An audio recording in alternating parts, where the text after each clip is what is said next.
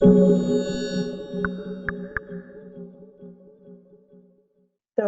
hello everyone. Good afternoon. My name is Ana Carvalho, and I'm here today, as usual, with my colleague Inês Almeida to present you with this month's R&D session, powered by EDP NEW. For those who don't know, EDP NEW is the Research and Development Center of the EDP Group, and we work on European R&D projects looking at innovative solutions for the decarbonization, the smartification, and the flexibility of the energy sector. This is actually our 32nd R&D session, the 6th of this year, and of course it won't be the last. We are very glad to have you here continually with us. For the ones joining for the first time, we have been organizing this initiative since 2020, once per month. And the aim of our sessions is to get together experts to discuss several topics regarding the future of energy, the challenges that we're facing, and also the solutions that we are already putting into practice to revolutionize this sector. Hi, everyone. Please note that these webinars are recorded and the previous sessions are available on our website. You just need to read the QR code on the slide and you will be able to watch them. Also, the session will be available very soon in our website in a couple of days. For today's webinar, we want to encourage you to use our Q&A chat to ask your questions to the speakers. And at the end of the session, we will have Q&A time where the speakers will be able to answer you. With no further delays, we welcome you to this event and wish you all a great session, but not without first introducing you our moderator, Manuel Pio Silva. Manuel, hi Manuel. Manuel is a cross-sectoral energy engineer, mostly focused on in power system and renewables data handling. During his 23 years of experience in an energy utility, he accumulated several roles, namely as data curation and wind resource forecast modeling responsible, real-time process data exploitation responsible, and business intelligence and analytics responsible. He worked across the energy supply chain, dealing with subjects related with decision support systems based on operational and non-operational data. Since 2017, Manuel is dedicated to R&D and consultancy projects related with the implementation of analytics over energy big data, image recognition, and data spaces. Currently, Manuel is the head of EDP NEW Digital Energy Area. Manuel, the floor is yours, and thank you so much for being with us.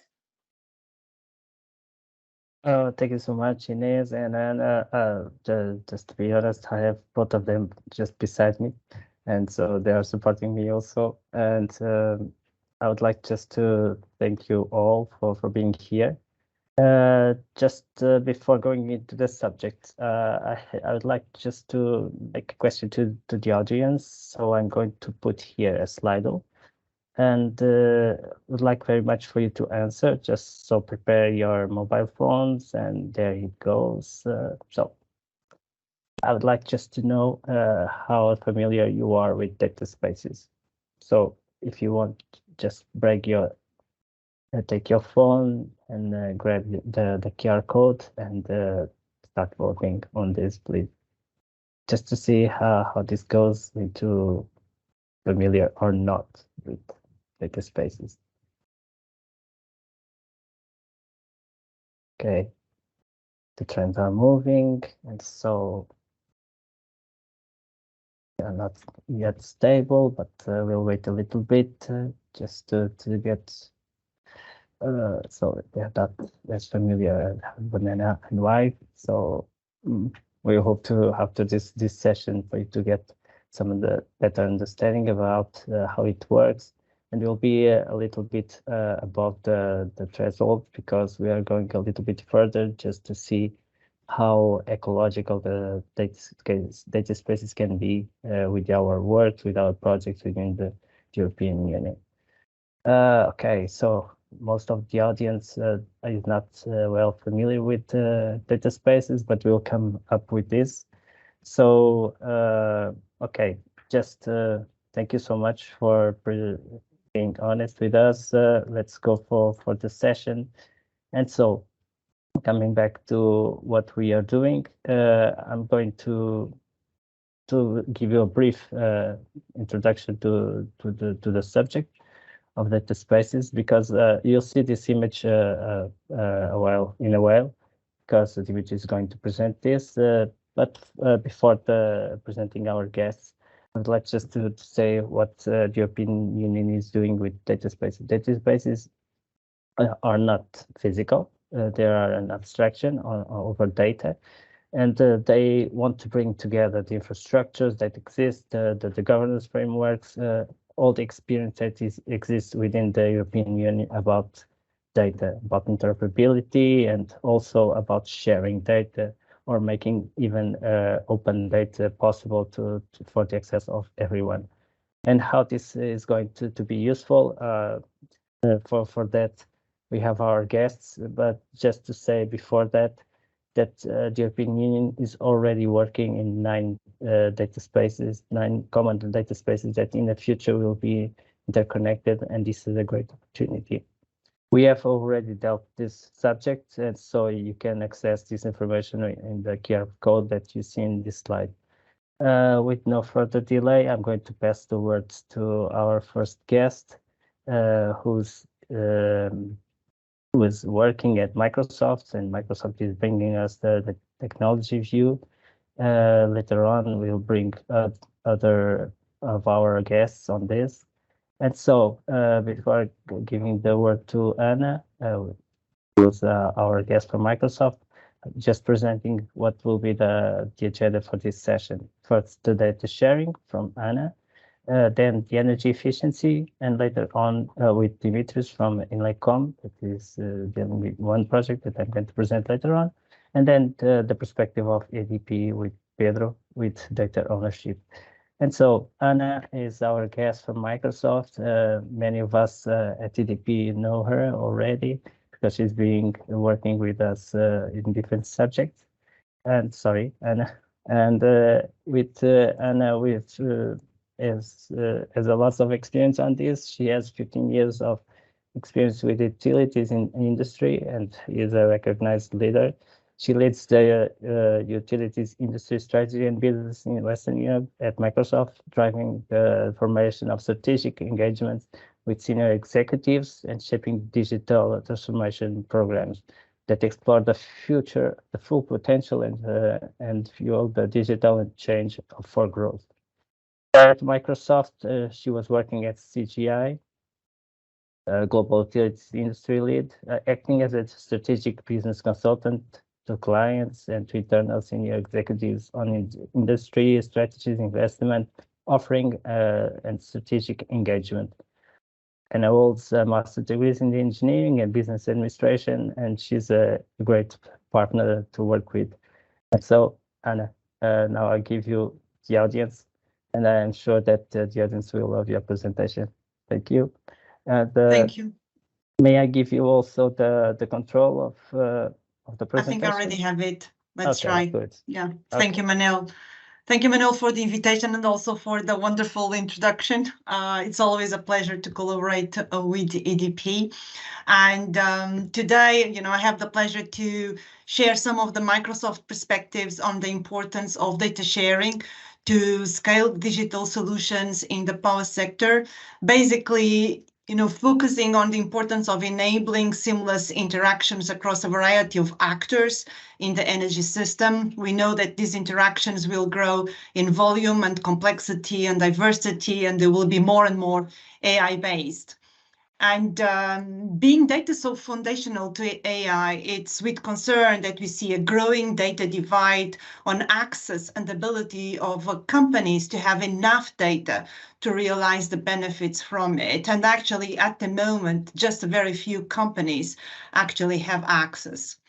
And democratizing access to data is not enough. You need expertise to also exploit its value. And yet recent studies show that less than 1% of the companies have data scientists, and more than 50% of them are concentrated in the technology sector. And the results of this is a growing divide in the ability to create value from data. And this divide could potentially, if nothing gets done, to accrue to just a set of countries, US and China, with 70% of the value. And yet, the value is really important. According to a Gartner study, organizations that share data with a wider ecosystem can generate 3 times more value than those that do not. So, the answer of Microsoft to mitigate these gaps have been several, and one was an increase in focus on open data. There was a campaign launched a couple of years ago worldwide to advance discussions on how the world is using and sharing data. The value became quite clear during the pandemic. It was obvious that lots of organizations had the need to open up the data and sharing it, but it also showed the challenges around making open data equitably accessible and at scale.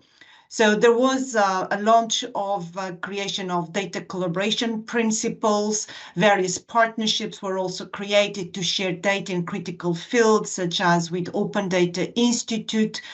Microsoft made data tools more easily available to these partners to encourage the widespread use of the emerging open data platforms. One example of such a project was the Solar Farms Mapping Project, to help identify the factors that drive the land suitability for solar projects in India. So just as an example related to the energy industry. Another answer from Microsoft, largely linked with our very ambitious sustainability targets, was the launch of the Planetary Computer. Now, this is a multi-petabyte catalog of global environmental data that hosts very large environmental spatial data sets, such as satellite imagery, climate projection data, allowing to make it easier for scientists to access these very complex data at the global scale, allowing them to focus not in being experts in computing, but as actually in creating new applications built on top of the platform. As an example, there was a new map that got created, the Global Land Use and Land Cover Classification, a map which is now part of the Planetary Computer as well, and that supports worldwide the planning of land usage. Another important area of focus for Microsoft is the creation of open standards. In 2018, several organizations from oil and gas and technology companies joined together to create the Open Group OSDU Forum. So OSDU standing for Open Subsurface Data Universe.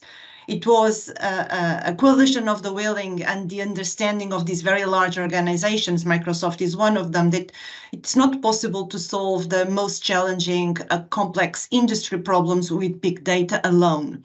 And basically, we need the ecosystem to also come along. And so this led to the creation of the OSDU data platform, which is an open source. It's technical standards for energy data that simplifies and makes it easier access to vast volumes of data to train the machine learning models, and aims to allow software vendors to develop solutions which are not customed to a specific energy company.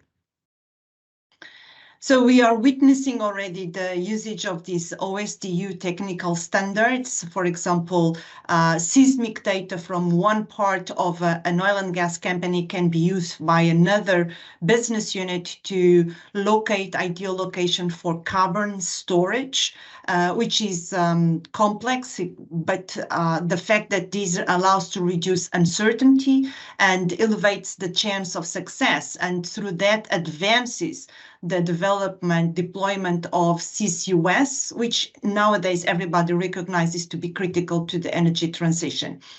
So this platform provides a reference architecture, underpins how work with data gets done. It's technology agnostic, driving industrialization, and follows industry data standards. And I'm calling all of these examples because all of this journey for Microsoft has put it in a place to really understand the importance of these new strategic programs from European Union around data spaces.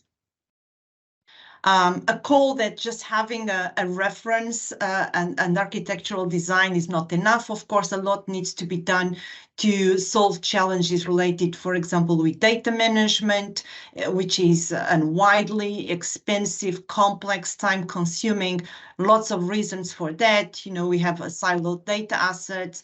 Data scientists spend a lot of time looking for the data, searching for data, waiting for it, then validating, then verifying its provenance. And so Schlumberger and Microsoft joined forces to co-create a set of energy data services that solve some of these challenges around scalable data ingestion, supporting end-to-end workflows, and make it easier to access to the rest of the ecosystem for new operating models. Now, the European energy data space is something that got huge traction with the launch of the European Union Action Plan to digitalize the energy system back in October. So it's one of the 6 pillars of that action plan. And the Commission specifically points to the importance of the availability of access to and sharing of energy-related data based on seamless and secure data transfers among trusted parties. And this is a key enabler to the plan of digitalizing the energy system. And as we progress to a more integrated energy system approach with all things connected across traditional but also new emerging energy value chains, we see the importance of having a closer and flexible coordination that will become more complex and close to real time of assets that are owned by very different stakeholders, which have potentially conflicting interests that have to come in balance. Imagine a hydrogen value chain or power to X type of operating models, flexibility services involving a huge amount of new stakeholders and diversity ones. So looking into this, it's also important to highlight that data spaces are not necessarily the best option for all the problems. They are specifically tailored for when a large volume of unidentified participants of different sizes need to self-identify in a secure manner for sharing data in an efficient and cost-effectively and automated manner.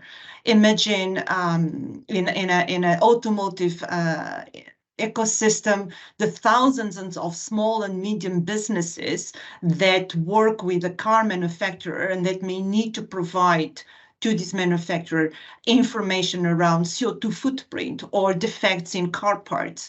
So to achieve this, it has to be a way of connecting all of these infrastructures in a seamless manner to the small and medium business that have a very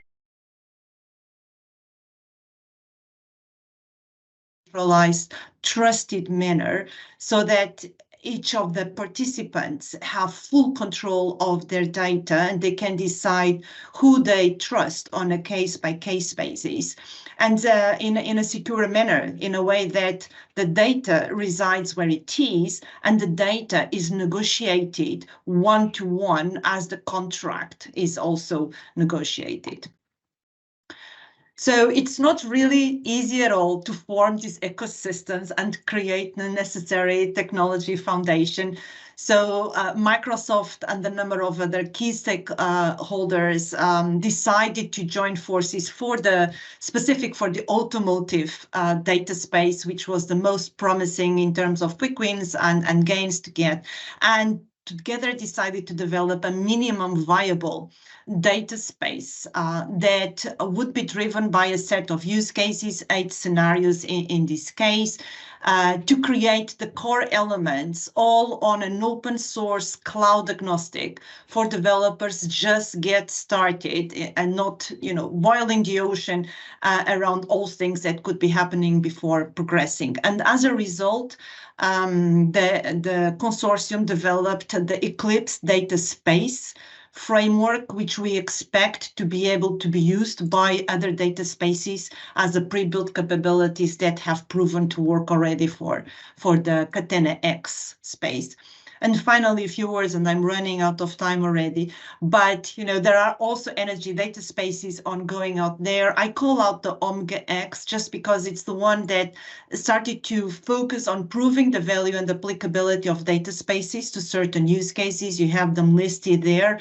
In the meantime, the EU has launched new working groups, Data for Energy working group, the Smart Energy working group, and that have as of an initial main goal now to identify these high-level use cases, understand which data is needed, where it's located, and bringing it into this federative system of data spaces.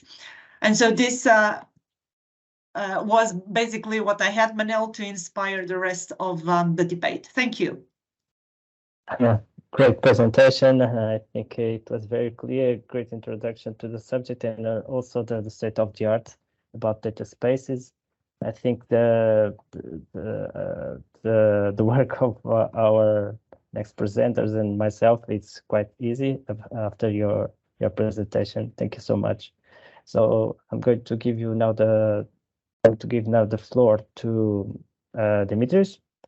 And so Dimitris is going to provide us with an example of how this is being handled, because Dimitris is the coordinator of our project Green Data AI, and I've been working with Dimitris for a couple of months since the project started. And Dimitris is a material and space engineer and economist. He has experience in managing the research and development, R&D and innovation projects related to development and advanced materials for space. So he's related with some of the areas of the data spaces at the European Commission. Is expert in additive manufacturing methods, cycling economy, material processes, nanotechnology. And so you can see from here that this is not just for informatics or electrical engineers. This is a subject for everyone. Currently, he's the member of the Inlecom and team, and he works as a project manager, as I said, from Green Data AI. And so, Dimitris, I would like for you to take the lead and present Green Data AI. So step forward, please, and thank you so much for being here. Thank you very much, Manuel. Yeah, indeed, EDP is a part of our consortium, and I'm Dimitrios, and I work for Inlecom, and we are in Inlecom proud of constituting the coordination team of Green Data AI, the acronym of Energy Efficient AI Ready Data Spaces. This is a Horizon Europe project, innovation action, so that means that our TRL level is high. And it's a 3 years project. And today, briefly, I think I can. Should I share my screen by myself? Yeah. Can you see my screen? Yes, I was saying yes. Yes, please go ahead. Okay, great. It's in the presentation mode, right? Yeah. Okay, and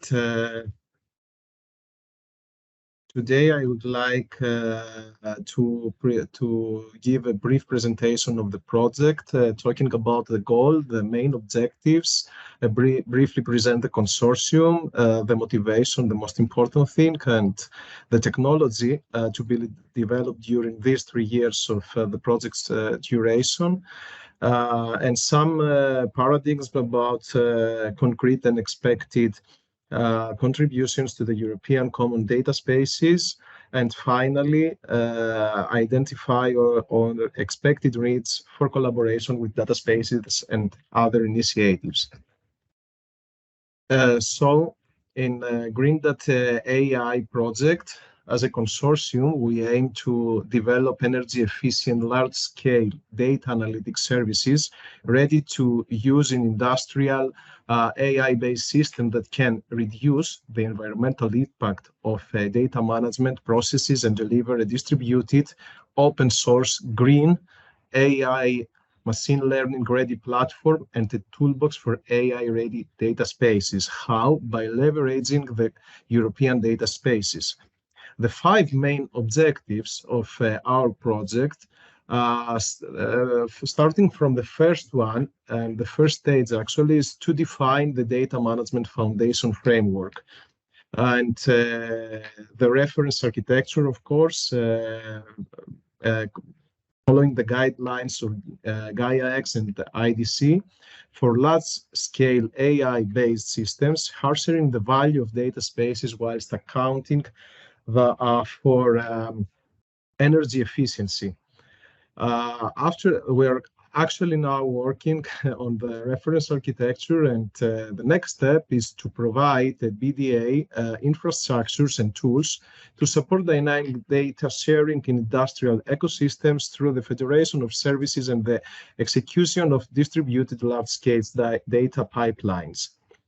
The third one is to develop novel energy-efficient large-scale data analytics services, including federated learning services and tools to support the deployment of operational solutions using the facilities developed in the previous objective.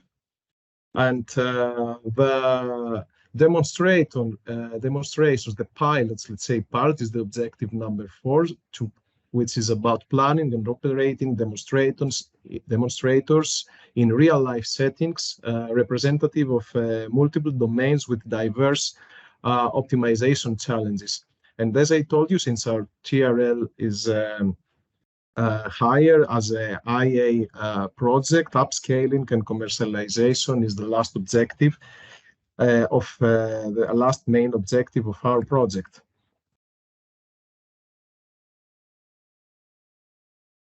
Facing some problems, but it's going to be fine. So as I told you, we're a big consortium consisting of 17 different partners from 10 countries, plus an associate partner. We are well balanced in terms of expertise, since we are all different, and we are from a variety of sectors that we can contribute to industry adoption and stimulate uptake in other sectors as well. And of course, in the past, all of us, we had key roles. We played key roles in a number of different projects under the BDVA and other IoT, Fireware, and other initiatives.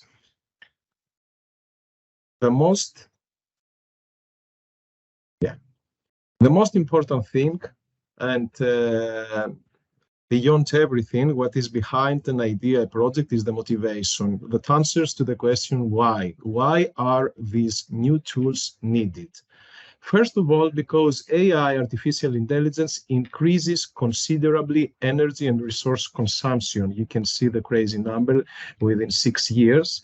And we need to to focus on processing data on the edge to lower transmission costs.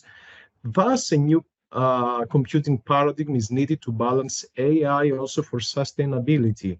We need also a faster inference with a shorter reaction time. And we need to take into account that comprehensive tools for using data spaces are in their infancy. The volume of data gathered from devices grows with an exponential rate, and other sectoral needs we need to consider as well. That's why having in mind all of these ideas and all of these and the motivation behind this idea, here in Green Data AI, we aim at developing technologies focusing on energy-efficient, large-scale data analytics services, such as AI-enabled data enrichment, mechanisms for data sharing, synthetic data generation, large-scale learning at the edge fog, federated and auto machine learning at the edge fog, federated and automatic transfer learning, explainable AI, future learning with privacy preservation, adaptive FL for digital twin applications, and automated Internet of Things, event-based change detection and forecasting. So all of these services to be developed focus on adjusting to 6 different pilots or demonstrators that give solutions and have to do with smart electric vehicle charging, for example, data sharing across the renewable energy sector, water management, smart farming optimization, e-bikes, e-biking and infrastructure planning, and banking fraud detection and explainable AI with privacy preservation. To contribute, to apply to, and to contribute to 4 different sectors, the ones of smart energy, smart agriculture, smart mobility, and smart banking. And as a result, to the common European data spaces of agriculture, finance, mobility, and energy under the umbrella of the European Green Deal and the Horizon 2000 something.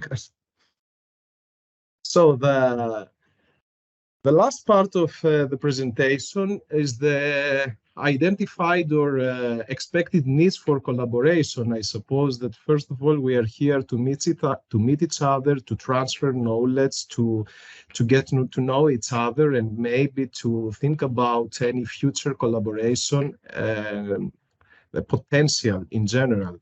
So these are also some tasks of our project, like liaison with Big Data Value Association and other initiatives that focus on clustering with European Commission research initiatives and other projects funded under the Horizon Seal for 2021 data.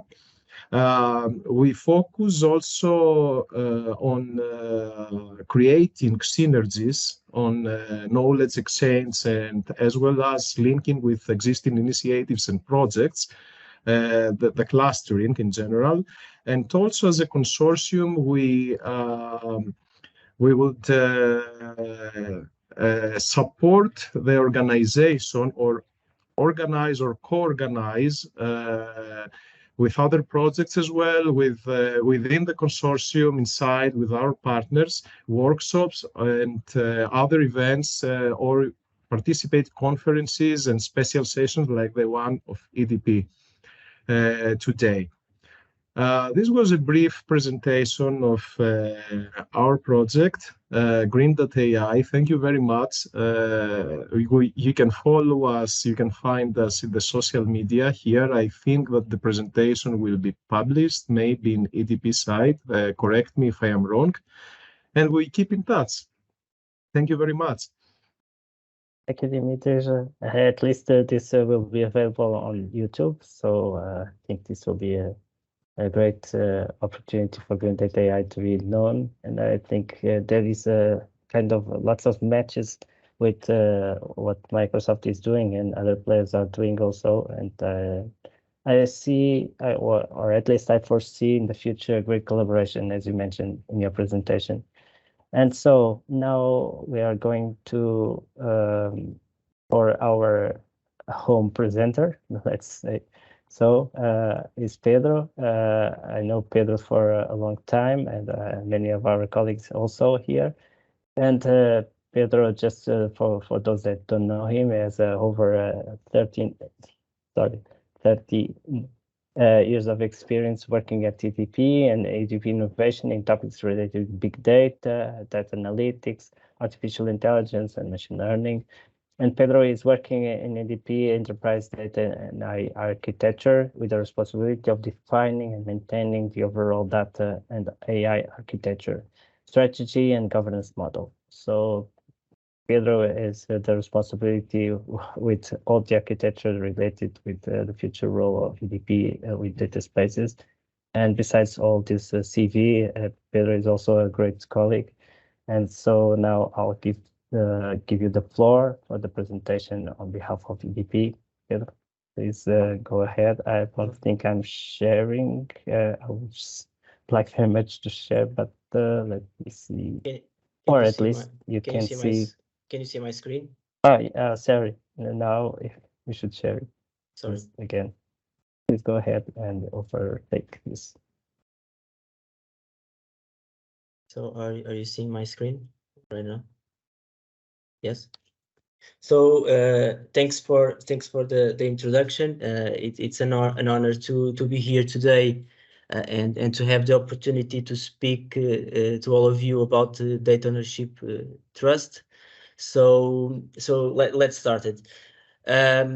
We all have online profiles, public and private information stored in several companies, and to what extent do we know how this information is used? What part of us is shared with the world? And in this presentation, I will focus on the data sharing between companies in the energy sector, covering the advantages, concerns, and how data ownership trust can help to increase the confidence among all users about sharing their own data. So at EDP, we believe that sharing what we know is the best way to keep innovating. We have two open data platforms where we share data with universities, researchers, and startups. And somehow we intend to support education, research, and even incentivize the development of new solutions, new products for the market. The first one is more global and it is managed by Deep Innovation, and where we have data about generation and renewables. In the second one, the open data for redes, we have more data, but about networks. And after all, what makes companies want to share data with another companies? As Aristotle said, the whole is greater than the sum of its parts. That's the mean. That means the concept of synergy. We all have benefits of sharing data. We can improve energy efficiency, for example, sharing information about energy usage with companies that have developed models of energy consumption or profile analysis can help to identify areas where we have energy waste and implement measures to reduce these losses. Market transparency, for example, utilities can use consumption and generation forecasts to better manage their resources and avoid over and under production. Market participants can use market bids also to optimize their energy trading strategies, while energy storage providers can also use energy storage viability forecast to determine the optimal size and location for their storage facilities. Also, in the development of new projects and new products and services, sharing information can stimulate innovation and lead to the development of new products and services. For example, sharing information about energy consumption habits can lead to a new development of customized energy efficiency solution for a specific customer, for example. And sharing information can also help companies reduce the operation and maintenance cost. For example, sharing information about the equipment and power systems can help companies identify problems early and before they become critical, and with that reducing the needs for costly corrective maintenance. These are just some examples of the benefits of sharing data. But sharing data can raise a number of concerns.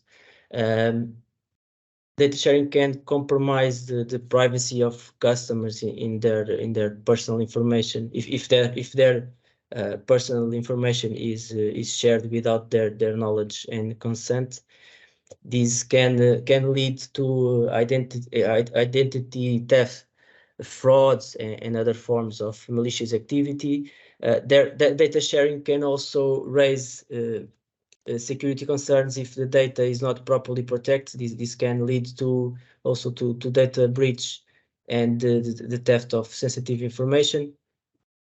can also lead to the misuse of data by individuals or organizations who may use that information for an ethical or illegal purpose.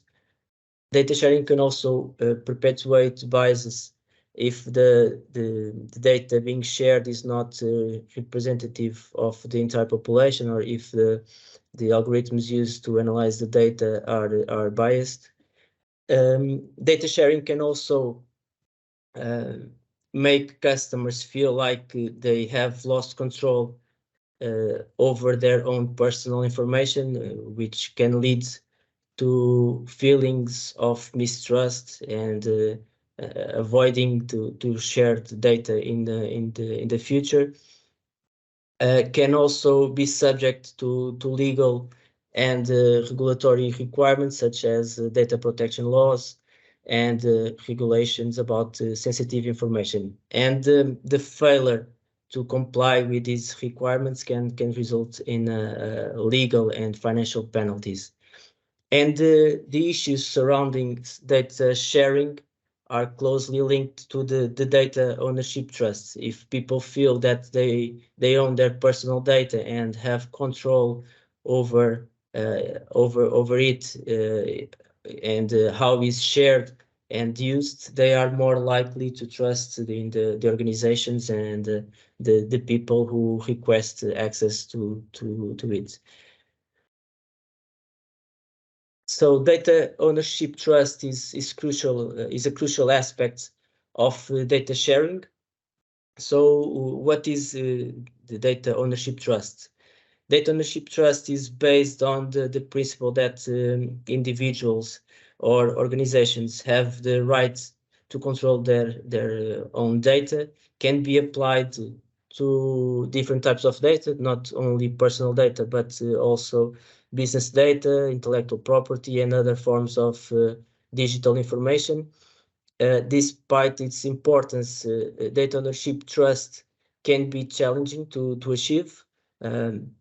What measures can be taken to minimize the risk of privacy compromise when data is shared? How can we ensure that data is only shared with the authorized parties? What steps can be taken to prevent data misuse or abuse and protect the privacy of the data owner? And the future of data ownership trust is likely to be shaped by several trends and developments. Governments around the world are becoming increasingly focused on data protection and privacy, which is likely to lead to more regulations and standards related to the data ownership and trust. Advances in technologies such as blockchain and decentralized identity systems are likely to enable new models for data ownership trusts that will give more control over personal data, but can also bring a new challenge to the data governance. As data breach and privacy violations continue to make headlines, people also are becoming more aware of the importance of data privacy and ownership. This is likely to lead to a great demand for transparency and accountability from the organizations, as well as the increased adoption of the privacy techniques and practices. As organizations increasingly rely on data to drive their business models, they will need to prioritize data ownership trust in order to maintain customer trust and comply with the regulations. This may involve the investments in more data protection measures, implementing privacy by design principle, for example, and adopting new technologies that facilitate and secure the transparency of data sharing. There are some ongoing initiatives that deal with this topic. At EDP, we are incorporating the privacy by design and the privacy by default concepts. The privacy by design concept provides that any project involving the processing of personal data by the company must be carried out while maintaining the protection of the protection of the data and the privacy in every step of the project. The privacy by default involves establishing the most restrictive privacy configuration possible at the beginning of the project or the process, which means that only the necessary data that is required to provide to the service or to deliver the product should be collected. And we also have the European project Omega X that Anna already mentioned, is an initiative funded by the European Union, which want to establish an energy data space using common European standards. And the project will entail developing a federated infrastructure, a data and service marketplace to enable data sharing while ensuring that the privacy and the security of the data owner is protected. So as data volume increases and artificial intelligence evolves, data sharing becomes a reality we cannot avoid. However, it's crucial that we do it in the best way possible. So with this, I finish my presentation, and thanks for your attention. Thank you so much, Pedro. You just went to the crucial point, which is data sharing when we have personal data involved, and this is crucial to keep the confidence and the trust within the data spaces and all the systems that are related with that. And about the sharing of data, which is also crucial to keep the work within data spaces moving. We'll still have lots of work going on, but the good thing is that we have already some creative solutions that we need to work with the industry and with us, EDP, to see if it works out in the real field. So now we just have more or less 10 minutes for questions and answers, and I see that some of the questions have been already answered in the chat, but since this is being recorded and we don't have access to the chat, I would like just for Anna and Dimitris to take the picture of sharing, just to see our faces. To summarize the answers that you have given within the chat. For instance, our colleague Umberto is just said thank you to both, but when data spaces are on the discussion table, the security of data owners is always the hot topic, as Pedro just mentioned. How are you planning to address this issue within data AI, considering that you are dealing with banking institutions? And Dimitris, you answered. Summary?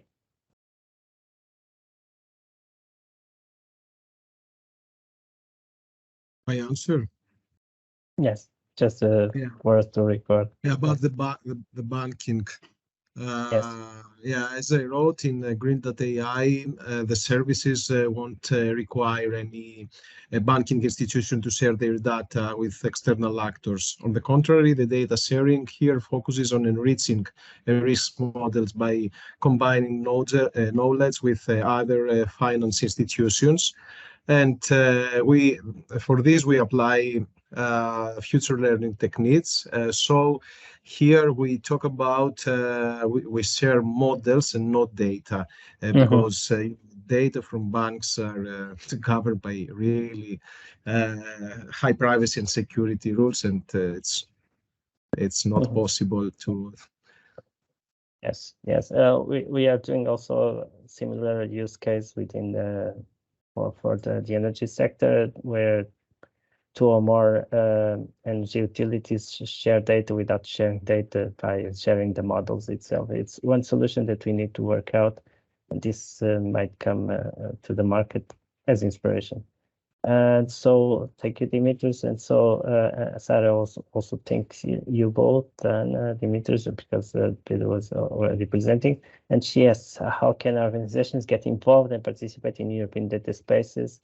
And our your criteria for qualification and participation, but I think you have already summarized this, Anna. So if you want just to take some notes on this. Sure. So, there are several working groups that have already been set up by the European Commission. So I specifically called out the Data for Energy and the Smart Energy working groups. So that's a way to participate. There has been also multiple fundings. The Omega X was funded by European Union, and there are Horizon funding for projects as well coming up. So it requires, though, that it is the people, the organizations are part of the wider ecosystem that is interested around them driving data spaces. Okay, great. Dimitris goes on the same line, so I'll just jump because we don't have much time. So Antonio Vidigal is asking, training a common model will not imply giving our know-how to competition. This is more or less answered, but I would like for you just to complement on the energy perspective, the efficiency of the modeling that we are dealing with. Maybe I'll give the word to Dimitris and then coming back to the architecture with Pedro. Yeah, please give me a moment to check again the question. Training a common model will not imply giving our know-how to the competition. It's about the know-how. I would say that they face common risks, so they need to join forces to deal with them. I wouldn't common model to the competition. Yeah, this is what I would say. They face common risks. Okay. From the perspective of architecture, a common model takes on the architecture from the perspective of training, and then applies this to the perspective of the application itself. Can we find some solution here, Pedro, from the architecture perspective, on your opinion, or this is just something that we have to live with? We at this moment we are not at this level, when we need to evolve a lot before reaching that situation. We are starting doing the data governance for the data that we have. And then I think the next step is looking at the data spaces. So I can add from Microsoft's perspective at the moment, everything is so complex. So we are really focusing on having everything open source, cloud agnostic, based on standards recognized by the industry, to really accelerate the development of all these pre-built capabilities, through consortiums, through ecosystems, allowing the competition to be done at the level of the use case and of the application that will leverage the foundation of the data. Okay. So this should go from the sources, so that we can have the know-how, let's say, protected within the sources and the owners of the algorithms. Okay. Since there are no more questions, I can take my own. So I would like just to. Oh, okay. Just one more question from my side. Maybe this go to Pedro, which is from EDP. How do data spaces facilitate this sharing, and specifically how they facilitate the collaboration across organizations and within domains of the same organization? How do you see this? Okay, so the data space is more than data storage. It's also the infrastructure, tools, and process used to manage and to use the data. Data space provides a standardized way of describing and exchanging and managing the data, and with this we can enable interoperability, and will help the data sharing across the different organization and different domains. Mm-hmm. Okay. I can add, Manuel, the importance of ensuring that it's also of a low cost for the participants, and that is as automated and efficient as possible. If you think about the Catena X, the automotive one, we'll have, it's already in production and it's working with more than 500,000 small and medium businesses that are not, very digital aware. So everything has to be done in a seamless manner and low cost. Yes, and about this, and I would like just to ask you, what are the features, not the features, but the functionalities from Catena X that you think that could be exported to other data spaces? What are the lessons learned at this stage that you could apply to other data spaces? Yeah, the lessons learned is really about the importance of making it simple and the low cost in a subscription basis. It's also, related lessons learned where we need to develop the foundational and pre-built capabilities for others to use, but driven by use cases. So trying to create the infrastructure without having a perspective on how the data is going to use, it creates a lot of discussions and challenges among the ecosystem and stakeholders, right? So nailing down a set of use cases that are obvious in terms of the gains to get really drives the investments and the commitments from everybody to progress. Okay, that's true, and this opens a lot of challenges for the future. And I don't think we don't have more time. Nevertheless, I see many challenges, mainly collaborative challenges for the future of data spaces, and for the collaboration even between competitors, which is competition, as you know. And for now, I would like just to thank you all for your presence, and Dimitrios, Pedro. This has been great. It opened a lot the horizon about data spaces, the opportunities that we can come up with. And so I'll give back the word to my colleagues, Ines and Anna. And thank you so much once again. Thank you very much, everyone. So we have just reached the end of our event. We would like to also invite you to join us next month. In the next month's webinar, we'll be speaking about offshore wind, more precisely about the Portuguese ambition and how applied R&D makes Europe greener. So thank you all for your active participation, and see you next month.